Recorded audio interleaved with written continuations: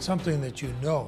There are going to be things that are still going to kill civilians, still going to kill people long after the peace treaties have been signed. Use of them, in my book, that's immoral. If this is the best that FEMA can do, then everyone in this country should be very afraid if something happens in their neighborhood tomorrow. If I were to put it in a very succinct phrase, I'd say it's too many people who thought there was such a thing as free lunch.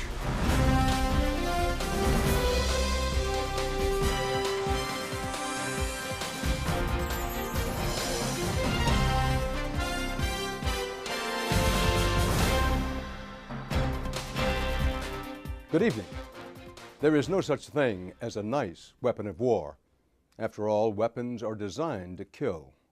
But tonight we're going to give you a look at a weapon that not only kills during warfare, but long after the fighting has ended.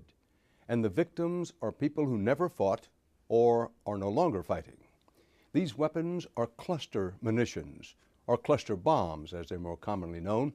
They're small bombs contained in a larger bomb or artillery shell, which are designed to spread and detonate over a large area. In wartime, cluster bombs are, to put it bluntly, an efficient way to kill many people in an area the size of a football field. But many of those cluster bombs don't explode on impact as they are designed to do.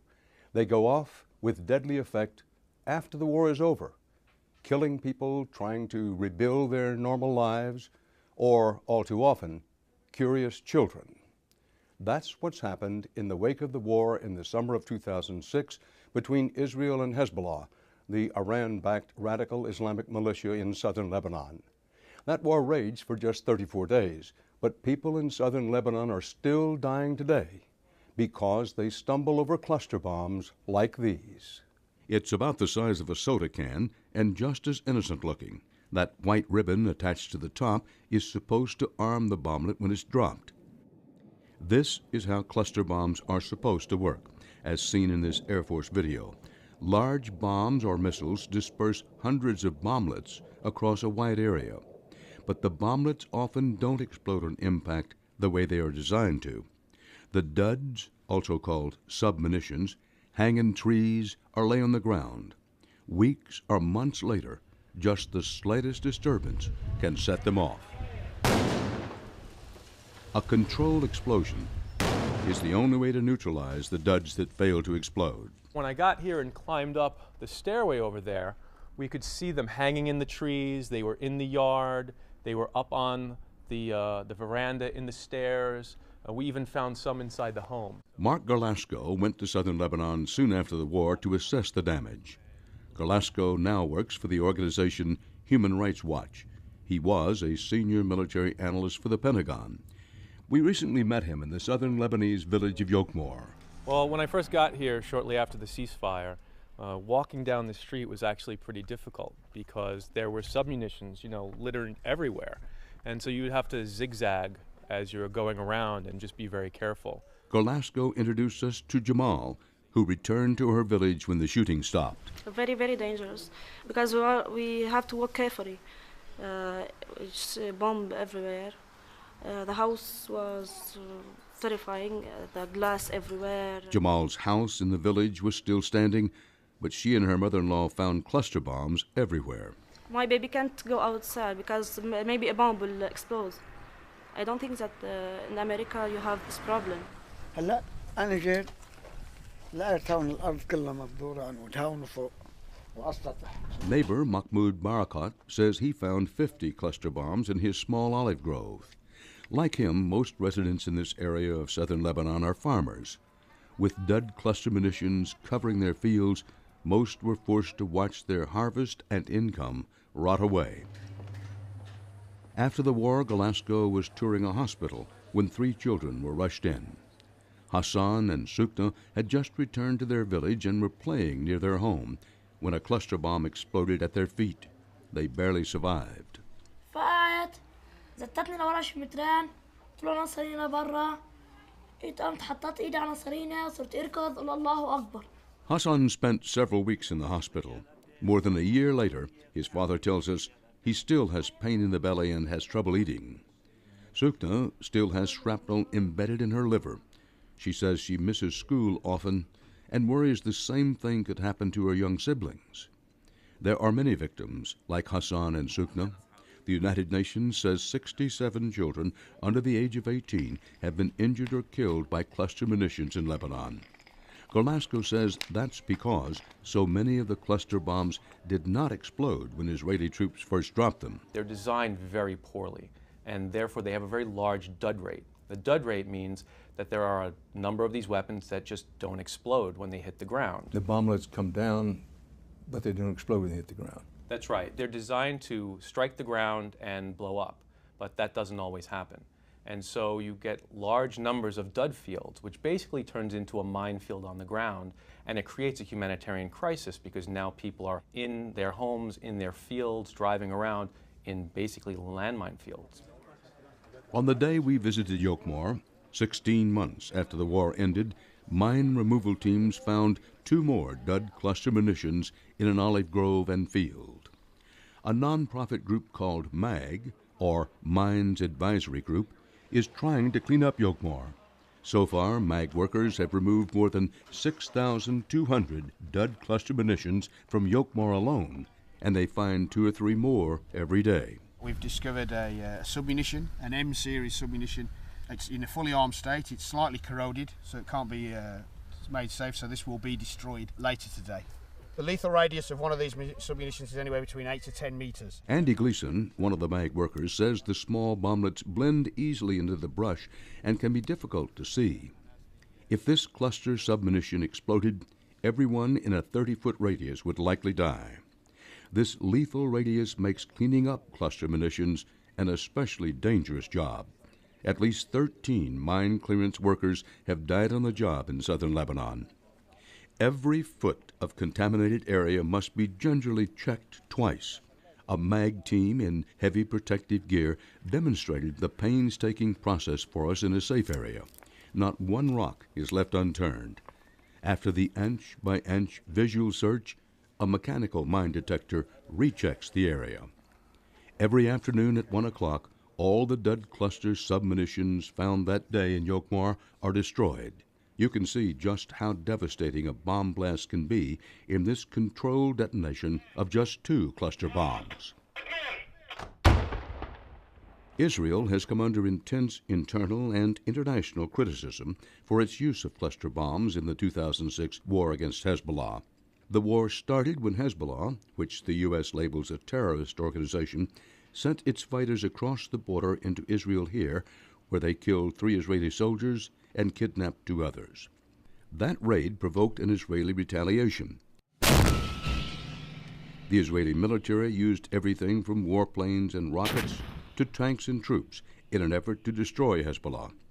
At the same time, Hezbollah fighters, who often don't wear uniforms, fired thousands of rockets and artillery shells into Israel from heavily populated civilian areas in Lebanon. A ceasefire ended the war after more than a month of fighting. Hezbollah survived and Israeli forces withdrew from southern Lebanon, but they left behind tens of thousands of dud cluster bombs fired by Israeli forces. The UN estimates there could be up to 1 million duds.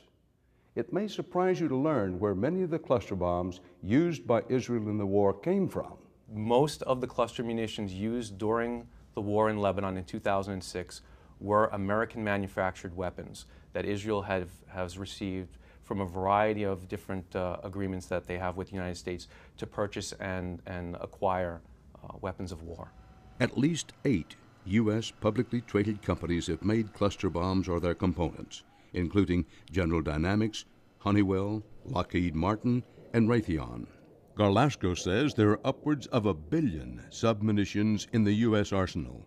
The Pentagon has sold or distributed cluster bombs to more than 20 countries besides Israel, including India, Pakistan, Greece, and Turkey.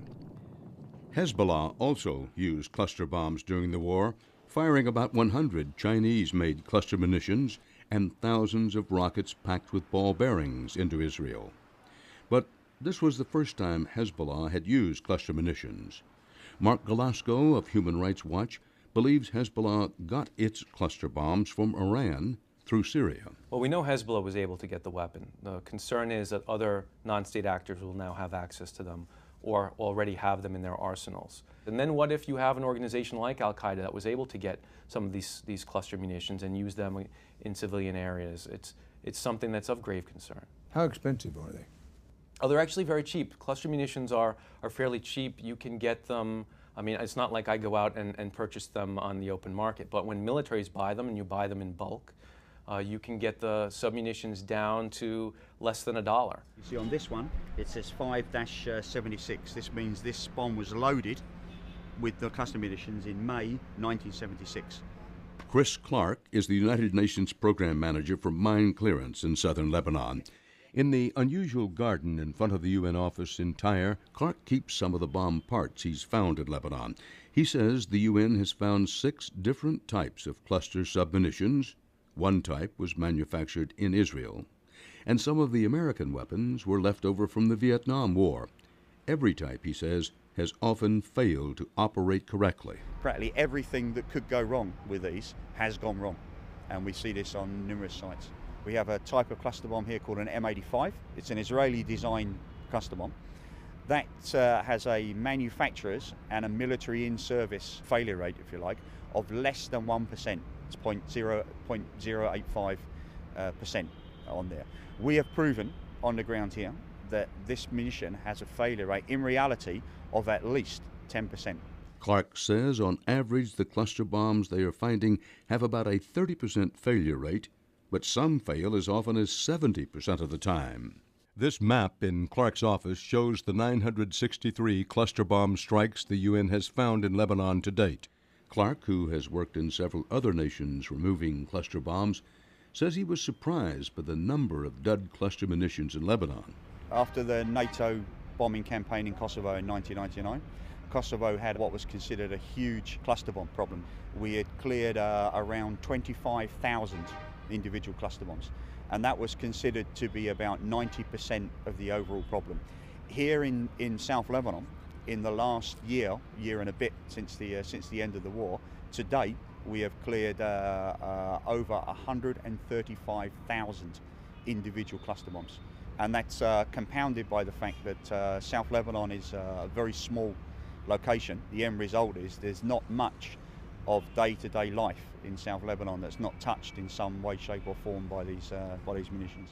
But no one knows where those duds are, because the maps Israeli military gave the UN only indicate where old landmines were buried, not where the cluster bombs fell. They did hand over a danger area map that sort of said, you know, here be dragons on there, so with no reference to cluster bombs at all. So for our purposes, absolutely useless. Clark says Israel has never turned over detailed information called strike data, showing precisely where or how many cluster bombs they dropped. What we need is the official term is the strike data. It's not a map, it's a spreadsheet, and on that spreadsheet, in one column will be the grid reference of the target, so we know where to go and look, the number of individual munitions fired into that area, and the type. The UN has asked repeatedly for that information, but Israel says the strike data is a military secret and they are not required to release it. I think that they fear that whoever gets this information could learn quite a bit on the rationale behind the usage of this weapon. Ido is a reservist in the Israeli army. He asked us not to show his face or give his last name for fear of reprisal. During the war, Ido says he operated a rocket launcher which fired cluster munitions. He says the Army wanted to leave duds behind to create de facto minefields. They had a specific target, they were shooting at that target, and the side effect, a very desirable side effect, was leaving those duds behind.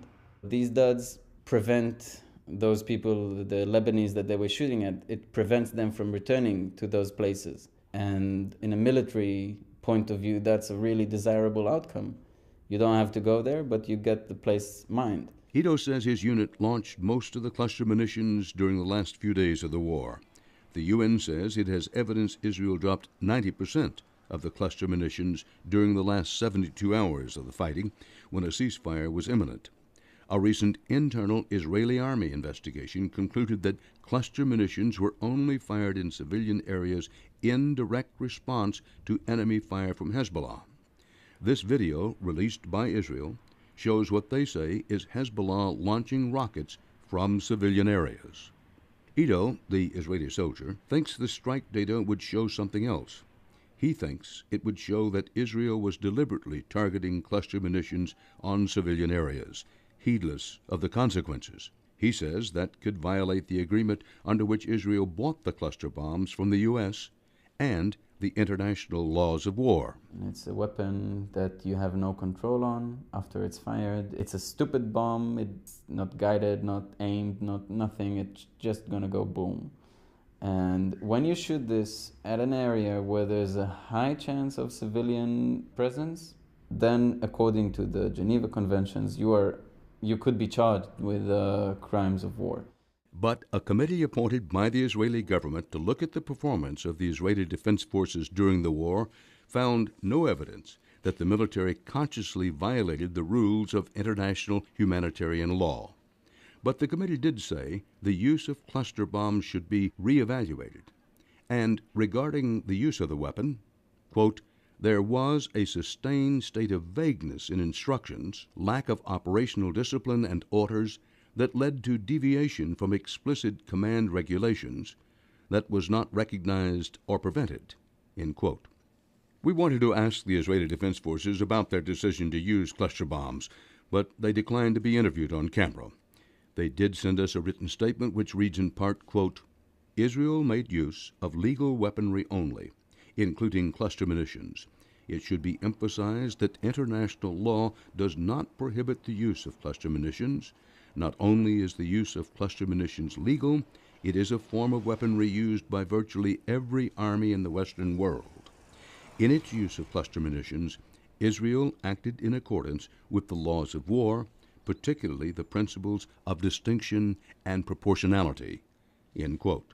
According to international law, cluster bombs can be used against what are called legitimate military targets, but they cannot be deliberately fired at civilians. From the legal perspective, if it's a lawful weapon system, it's a legitimate target, then it's a legitimate attack. And international law does not currently have a requirement of taking into consideration post-war effects of the civilian population as part of your attack. That's not a legal requirement yet.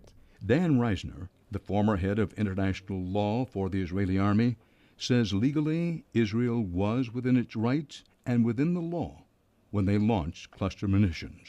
Now comes the question of morality, strategy, etc. What do you want to achieve? Obviously, using a weapon system which has a long-term effect on the civilian population is something you should take into consideration, especially if you want to make peace after the war. All sides of a conflict have post-war repercussions and ramifications. They don't make them unlawful. They do prove, once again, the real downside of having a war. Israel is not the only army to use cluster bombs. The U.S. has used them in many conflicts. American forces dropped about 15,000 cluster bombs in Cambodia in the early 1970s. Some of the duds there continue to injure children today. More recently, NATO forces dropped cluster bombs in Kosovo during the Balkan War in 1999, where more than 152 non-combatants were injured or killed. After that war, the U.S. military dropped the bombs in Afghanistan in 2001 and again in Iraq in 2003, where this child was injured by a cluster bomb while playing soccer.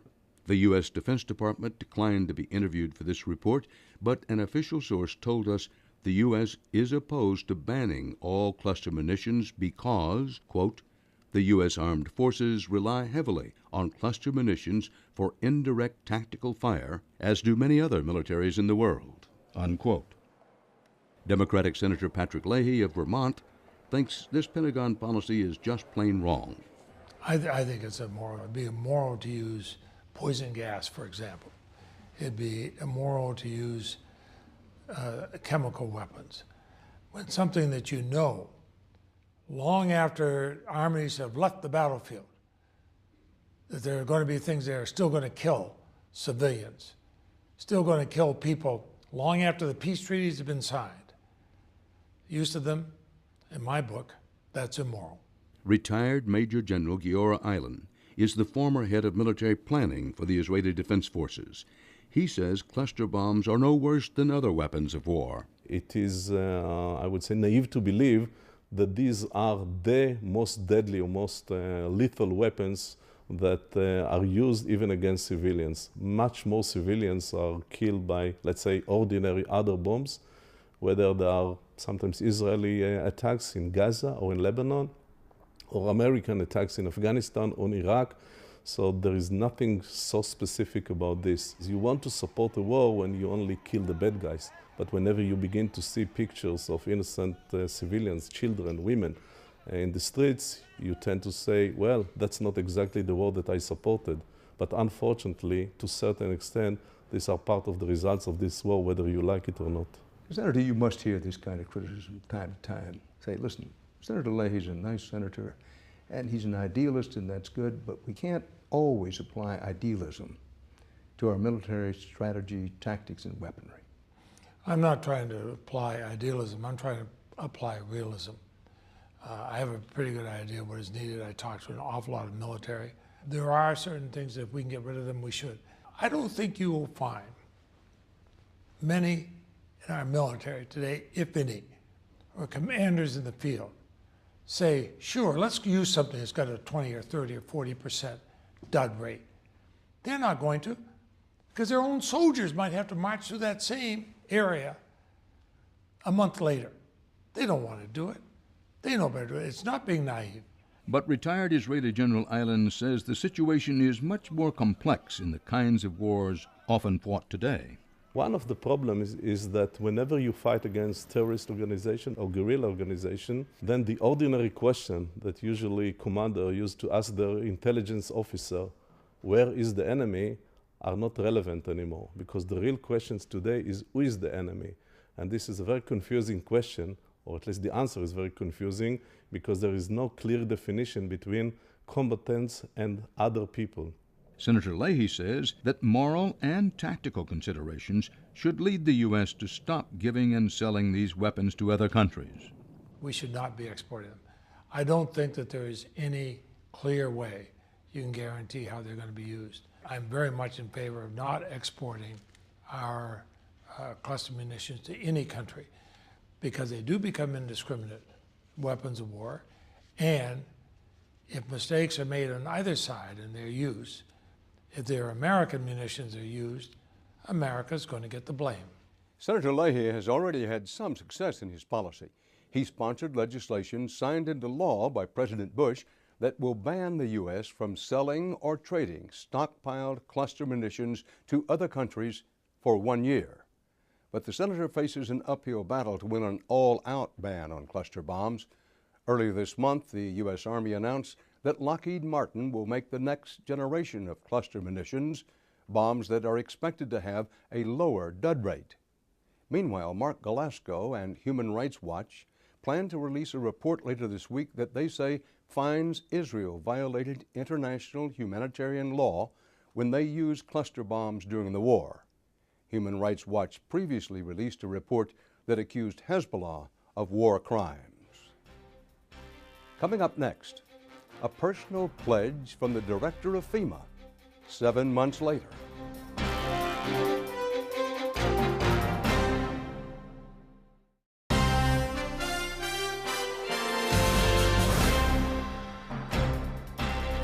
And now, an update into our continuing investigation of the Federal Emergency Management Agency, or FEMA. We've reported several times on the so-called toxic trailers, the camper homes that were provided to victims of Hurricanes Katrina and Rita, and how the residents of the coast who live in the trailers, a lot of residents, have been getting sick. Many of those same people were glad to hear the director of FEMA, David Paulison, give his personal pledge before Congress last summer that his agency would do everything it could to help the people who needed it most. I want to find out very clearly what the issue is and where the problem is and what we can do about it. Again, the answer is to get people out of the travel trailers. In July of last year, the House Committee on Government Oversight made official what had been talked about on the Gulf Coast for months, and which we reported months before the hearing.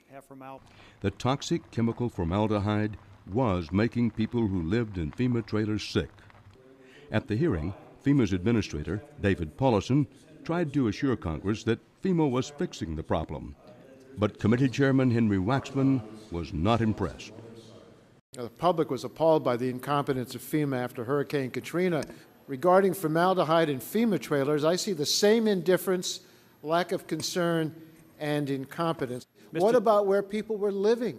Mr. Chair, we were not formaldehyde experts. We were taking this as it went along, as this thing developed and got larger and larger. We recognize now that we have an issue. We are dealing with it in the best manner we can.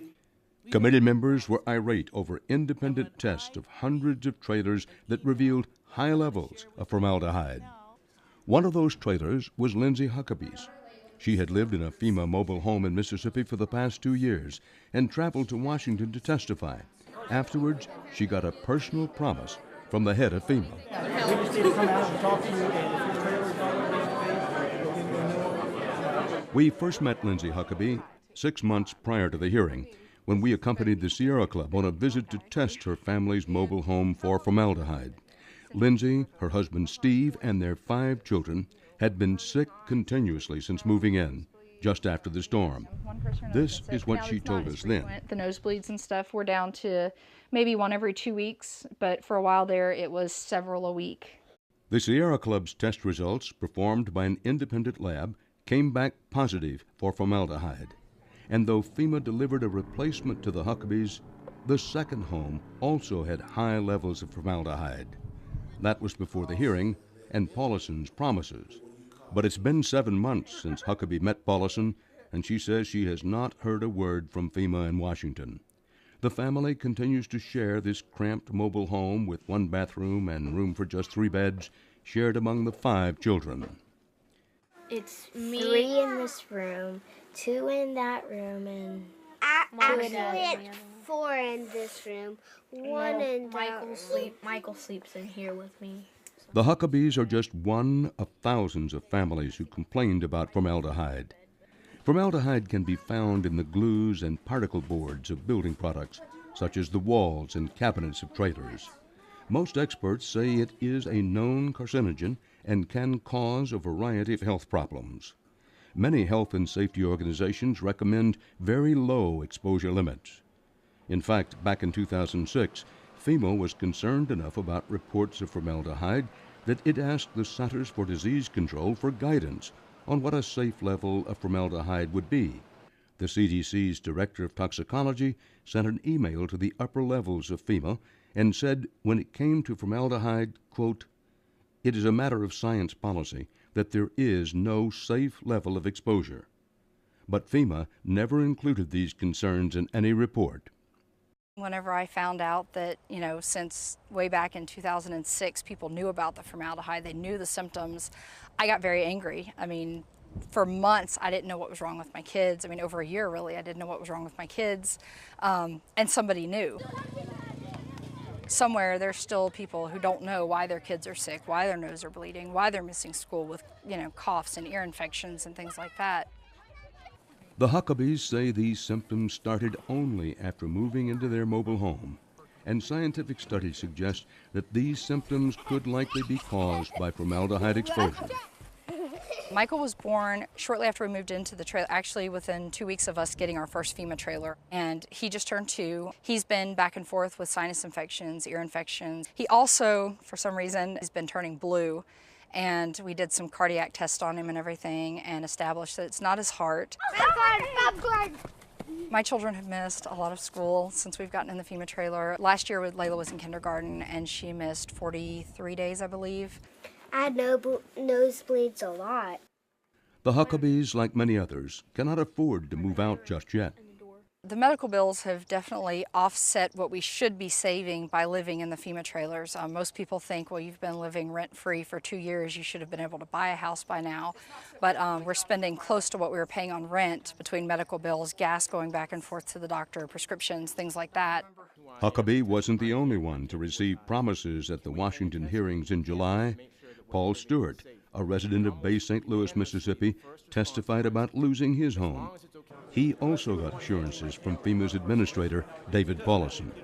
So we want to make sure we do things right. So I appreciate that. It gives me good information. Thanks a lot. Stewart and his wife Melody were among the first to recognize formaldehyde as a problem with the FEMA trailers. We met them a year ago after they had rejected the third formaldehyde-laden trailer given to them by FEMA. If this is the best that FEMA can do, then everyone in this country should be very afraid if something happens in their neighborhood tomorrow. When you see children living in contaminated campers and you just continue to go about your business and not only ignore the problem, but even cover the problem up, the CDC said there is no level of formaldehyde that is safe, regardless of duration. And yet that information never made it to the public. It made it to FEMA, and it made it up the chain in CDC, but it never made it to the public. The CDC's concerns from 2006 became public in January this year. FEMA responded by saying, quote, "At no time did FEMA condone any action to mislead anyone in connection with the health and safety of the people we are dedicated to helping. Such activities would be completely contrary to our mission and our commitment to victims of disaster." Well, as we speak, right now, what is FEMA doing to alleviate the problem? FEMA has started a testing program to test the levels of formaldehyde inside the campers. 2 years after? 2.5 years after the storm. And arguably, they waited as long as they could to allow as much of the formaldehyde to off-gas as possible. And they did the testing in the coldest, driest months of the year. One of the representatives in Mississippi said, the reason it's taken so long is because we have to figure out how to interpret the results. Why do you have to interpret the results? The results are pretty straightforward. Either it's contaminated or it's not. It's a black and white issue. They said, well, we have to figure out how to analyze the results before they went to get the results? Yes. That doesn't make sense. No, sir, it doesn't. It absolutely does not make sense. It is, again, it was a delay tactic. You know, for every day that FEMA delayed, a child stayed in one of those campers for another day. And to this day, they're still there. They're still in there. You know, when you look at a situation where there are still 40,000 families living in campers 2.5 years after the storm. Let me pause right there. Let's say that again. If 40,000? 40,000 campers are still out there. That's a serious number. That's a lot of people. There are a lot of different disasters that happened. First it was Katrina. You know, then it was the insurance companies. Then it was FEMA. Talking about originally losing your home and everything that you had. You know, your community, not just your home, but your community. Then you throw on top of that insurance you thought you had. So now you're fighting with the insurance companies to get back what you're really owed. And then at the same time you try to rebuild. And how do you keep getting kicked and not eventually just break? Public health experts are worried about the general long-term consequences of those displaced by the hurricanes, far beyond formaldehyde. A study released in October by Columbia's Mailman School of Public Health estimates that between 45,000 and 65,000 children remain displaced and at risk for long-term health and social problems. Of the children studied, nearly a third were found to have developed depression, anxiety, or behavior disorders since the hurricanes. It's Mardi Gras in Bay St. Louis, Mississippi. Happy Mardi Gras! This little coastal community is coming back to life after all but being leveled by the storm. More than 90% of the homes here were destroyed by Katrina's wind and water. Last year, Mississippi was given millions of dollars to rebuild with affordable homes called Katrina cottages, cottages that are seen by some here as a poor replacement to the magnificent mansions that once dotted the coastline. Jesse John Finneran wants to move a Katrina cottage onto his land. He used to work for FEMA, but he can't get approval because he thinks local residents are worried about property values. Bay St. Louis has been very resistant. I tried to get one here. When I brought the plans and said, here's my certificate, here's everything else, here's what I want to do, can I do that? And they said, get back to me. Nobody's gotten back to me. It seems like every time that people have gone to set up a plan for their future, something's changed. Last year, the federal government gave Mississippi $275 million to buy 4,000 of these cottages, but just 1,200 have been handed out so far, and on the outskirts of Bay St. Louis, there is row after row of empty cottages. So now the city's going to decide what someone can live in? Why don't we decide who can come to the city? Maybe that's what they're doing. Eventually, they'll just squeeze out the little guys. And eventually, there's going to be no desire to stay here. They have no drainage. The city's done nothing with the drainage in the streets. All the sewers were left open. It was hard even to get utilities down here to start with. Whether these cottages are meant to be permanent homes or a step up from the trailers is one of the many debates going on all along the Gulf Coast. After all, 75,000 homes were destroyed and only 20% have been rebuilt. Further complicating the rebuilding process, home insurance rates have increased sharply in the region. You're talking about insurance rates that are almost unmanageable, where people are going to have to make decisions. Do I build my house, and can I even afford the insurance? You know, insurance rates are going to cost more than the actual mortgage on the people's homes. So Stewart, formerly a police officer in Bay St. Louis, has given up on FEMA, and for now, trying to rebuild his life in Mississippi. He has returned to his hometown of Boston to pursue a law degree, the better, he says, to help storm victims eventually get justice. This whole process has taught me one thing, and I think I need to carry a bigger stick. The philosophy of this organization that I put in place since I've been here is that the victim comes first above everything else that we do. The president could stand up tomorrow and direct Director Paulison, get these people out of these campers tomorrow. And it would happen. How can we as a country sit there and say 40,000 people have no value? 40,000 families have no value. This is the responsibility ultimately of us as a country. What do we stand for? Do we believe in basic human dignity? Do we believe in protecting the future, the children of this country? And if we do, then we need to step up and do the right thing. It's not just the Gulf Coast residents who are allegedly being sickened by formaldehyde. FEMA supplied tornado victims in Kansas with these same type campers. And the agency has sold off more than 10,000 trailers to the public. However, in light of the formaldehyde concern, those in the general public who purchased a FEMA trailer at an average price of $7,000 are now eligible for a full refund from the government. Just ahead now, is this or is it not a recession? A top economist with a proven track record goes on the record.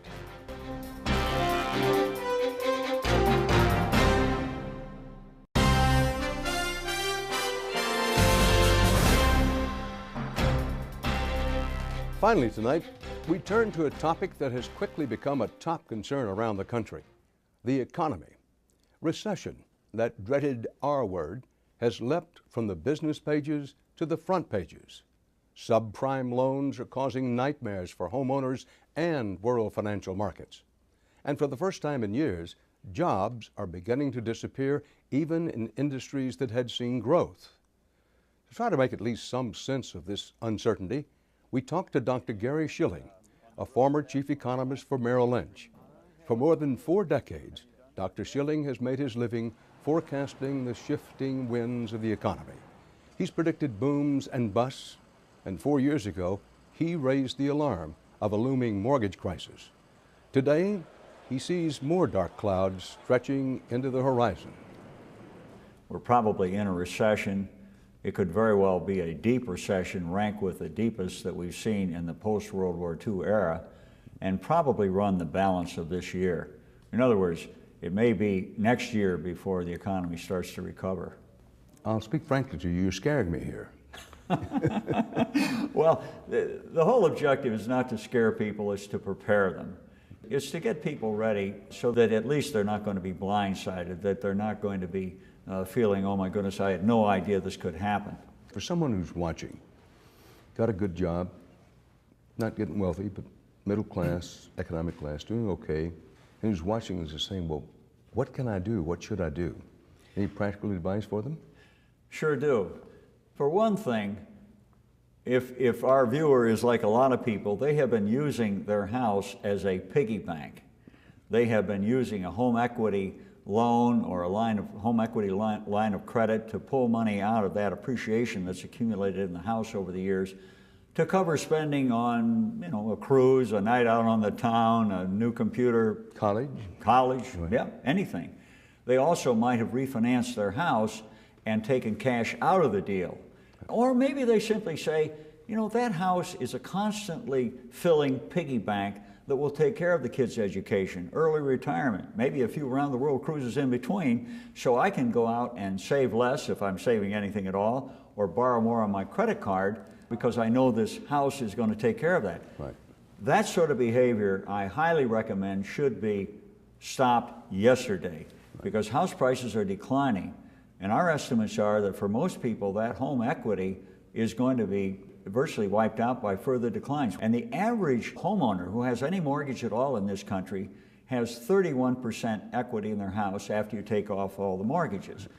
So that really says for most people they're not going to have any equity. So I highly recommend that people figure out a way to save more, to pay down credit card debt wherever they can, not to skip payments on mortgages or anything else, but get very, very cautious in their spending habits. Most people can't do much in the short run to increase their income. The flexibility is in the spending. And that to me is where people should be very, very careful and cautious and very thrifty. It occurs to me, we have this subprime crisis, disaster, catastrophe too strong?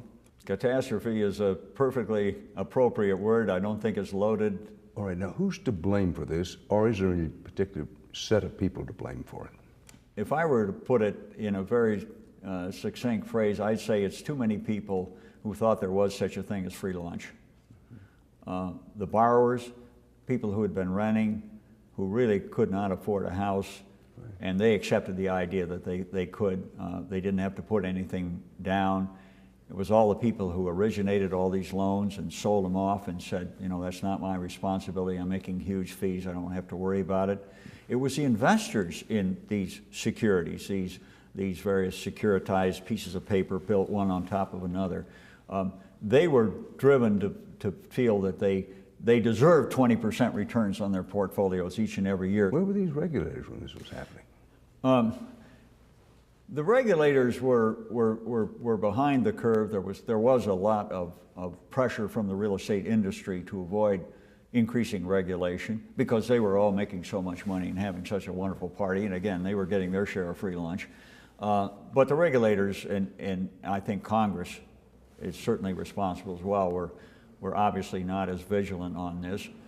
There's also this philosophical question, you know, are we a nanny state or are we one where you're responsible for your own mistakes and financial difficulties? But I think it's fair to say that the regulators were certainly not as aggressive, and there was a lot of forces that were restraining them. But it was only last fall that the Federal Reserve and others who do regulate this area, FDIC and so on, finally issued regulations that said, hey, you shouldn't lend money.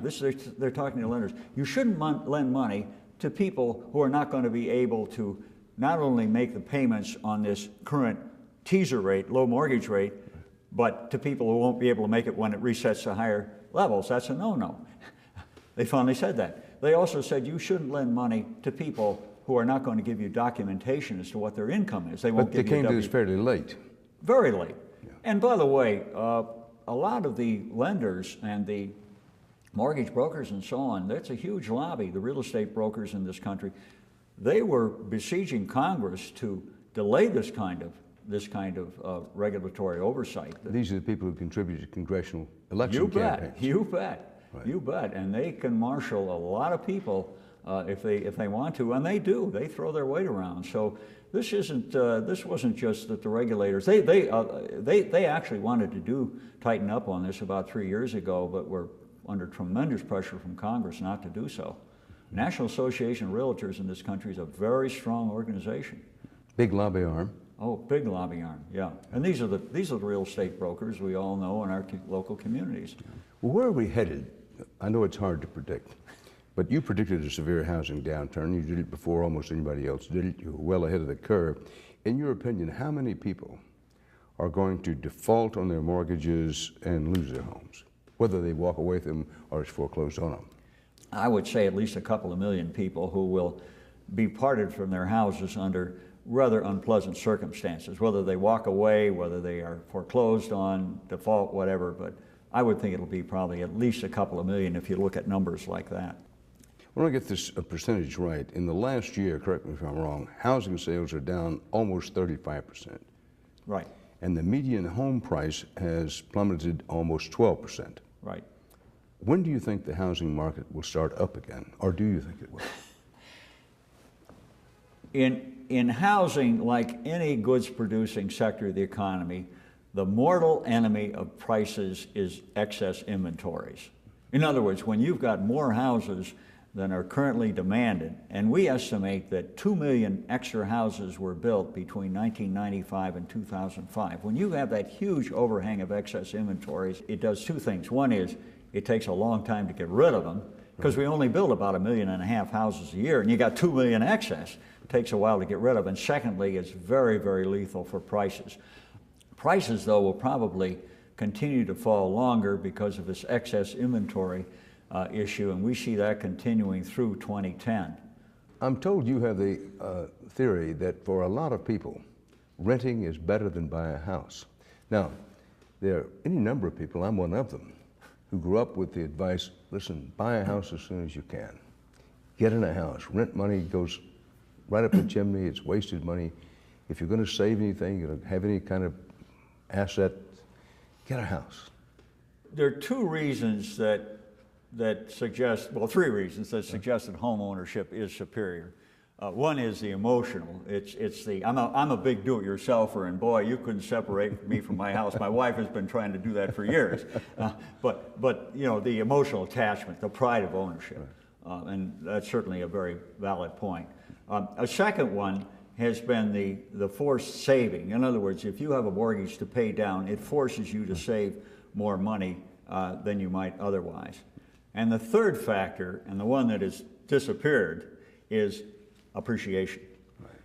But if you don't have appreciation, then on an economic front, you're better off renting a house.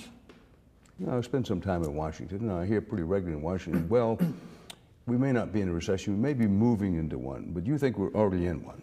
I do. And bear in mind that most economists and almost every politician may have lived through a lot of recessions, but never forecast one. I mean, for politicians, unless you're the opposition and really trying to blast the incumbents, you never talk about a recession. And economists, and I can say this from my own personal experience, forecasting recessions can cut your job tenure tremendously. You can get fired. I was twice by Don Regan and Merrill Lynch for forecasting a recession. Once when I was chief economist of Merrill Lynch, and the second time when I was at another Wall Street firm, Whitewell, that was bought by Merrill Lynch. So he fired me a second time. Donald Reagan later became Secretary of the Treasury. Oh yeah, Secretary of the Treasury and Chief of Staff of the White House. Yeah, very powerful man. There are a lot of Americans who are into adulthood now who they've never gone through a deep recession. Is there some chance that this will lead to panic? It can certainly lead to a lot of unhappiness, and I think particularly among consumers, because American consumers have been borrowing and spending with gay abandon since the early 80s. That's why we have this huge trade deficit. That's why the rest of the world owns so much of America. That's why the rest of the world has all this money that they can use to come to the rescue of Wall Street firms. It's really because of this profligacy of American consumers, and it is going to be one huge shock. A lot of people are going to lose jobs before this is over, and those that aren't are no longer going to have that house appreciation to rely on. But we have this $168 billion stimulus package. And the word out of Washington now, well, we may have been a little late to come to this, but help is on the way, and this is going to settle things down.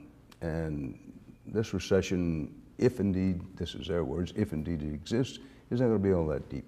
What are the chances this $168 billion stimulus package will do it?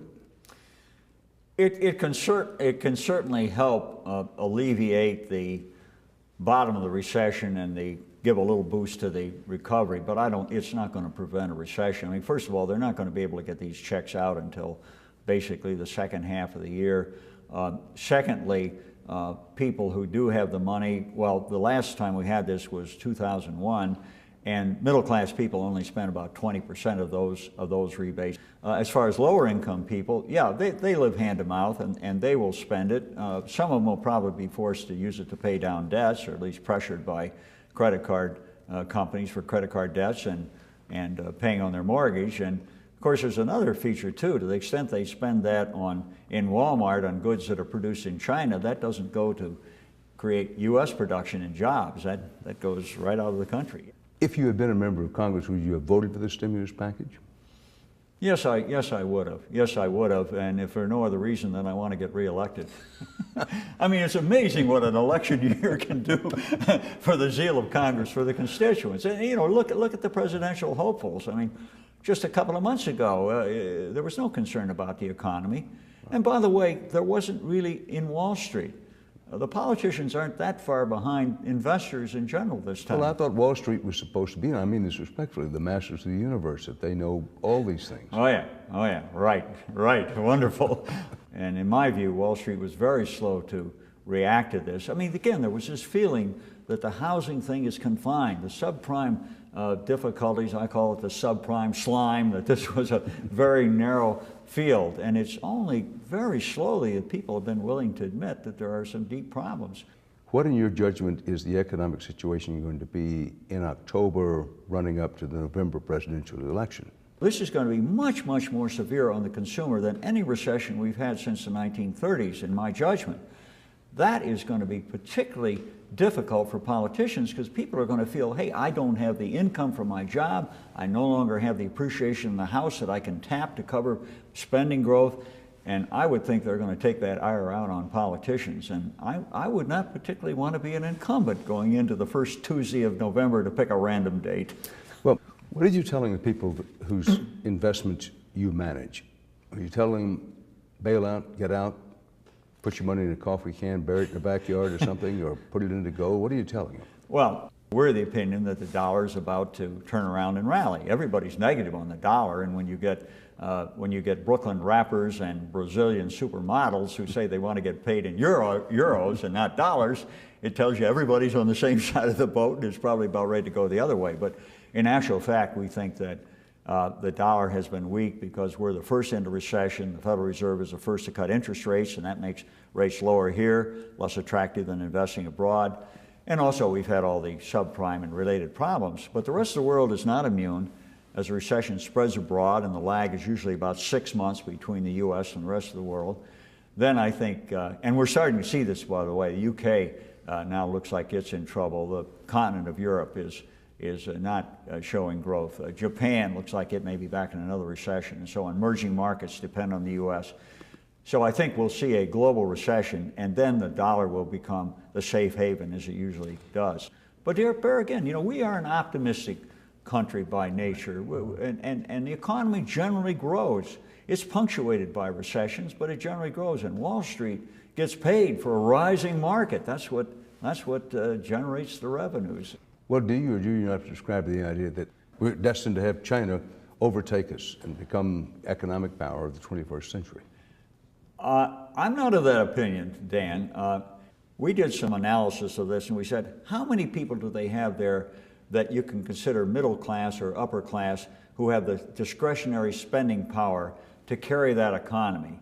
Well, our estimates are that in China you need to have $5,000 in income to be in that category where you can have discretionary spending. $5,000 a year. $5,000 a year, right, okay. In China, now there are a lot of people in that category. Our estimates are 110 million people, but that's only 8% of the Chinese population. Now, in contrast, in the U.S., it's 80% have that discretionary spending. In other words, China is not far enough along in the road to industrialization that it is going to sustain itself. Now, I'm talking here for the next couple of years. Right. And if we're looking 20, 30, 40 years down the road, yeah, I think China is going to be a major player, but you know, that's a long way away, and I'm not sure we're not going to do some wonderful things in this country in the meanwhile. That's our report for tonight. For HDNet, Dan Rather reporting. Good night.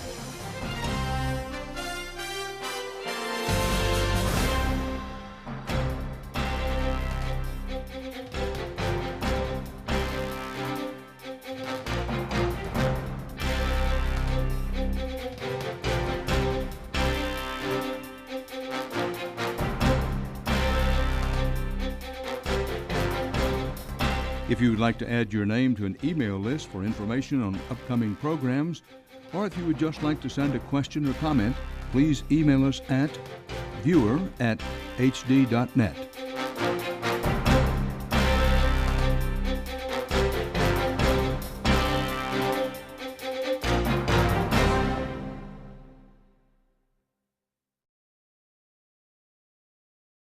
During warfare, but long after the fighting has ended. And the victims are people who never fought or are no longer fighting.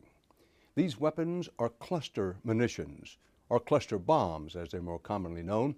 They're small bombs contained in a larger bomb or artillery shell, which are designed to spread and detonate over a large area. In wartime, cluster bombs are, to put it bluntly, an efficient way to kill many people in an area the size of a football field.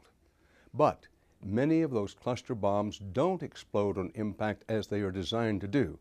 They go off with deadly effect after the war is over, killing people trying to rebuild their normal lives, or, all too often, curious children.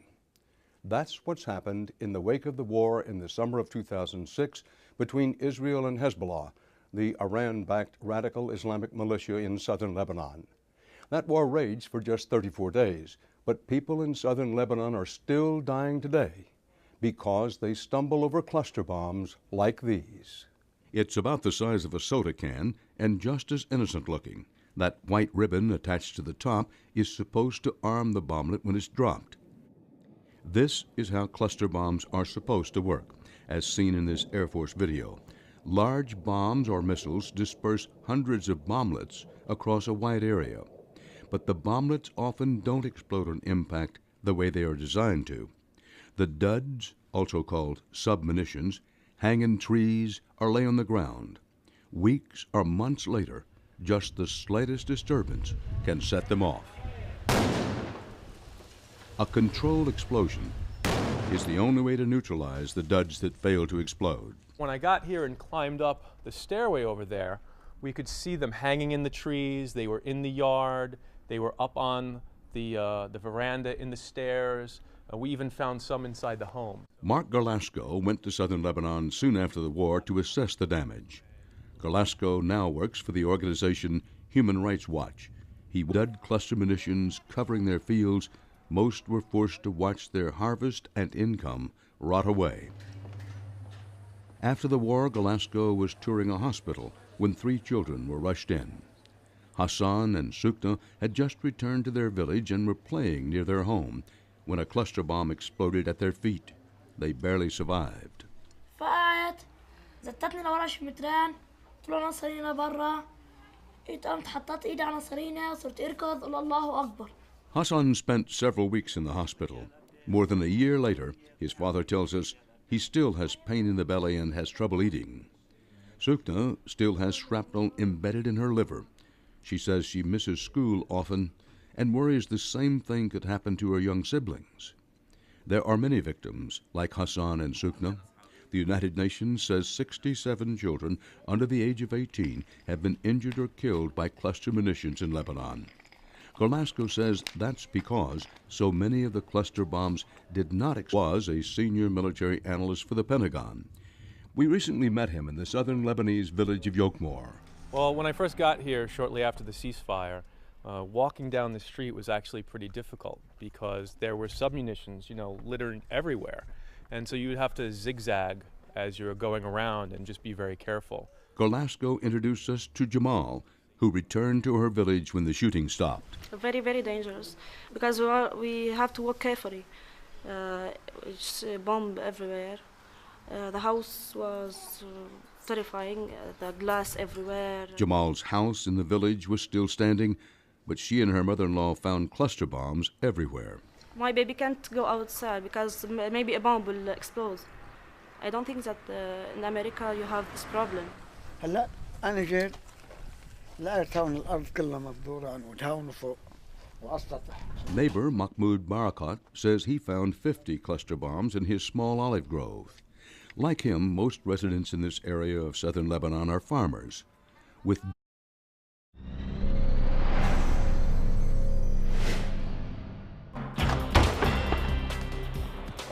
something that you know. There are going to be things that are still going to kill civilians, still going to kill people long after the peace treaties have been signed. Use of them, in my book, that's immoral. If this is the best that FEMA can do, then everyone in this country should be very afraid if something happens in their neighborhood tomorrow. If I were to put it in a very succinct phrase, I'd say it's too many people who thought there was such a thing as free lunch.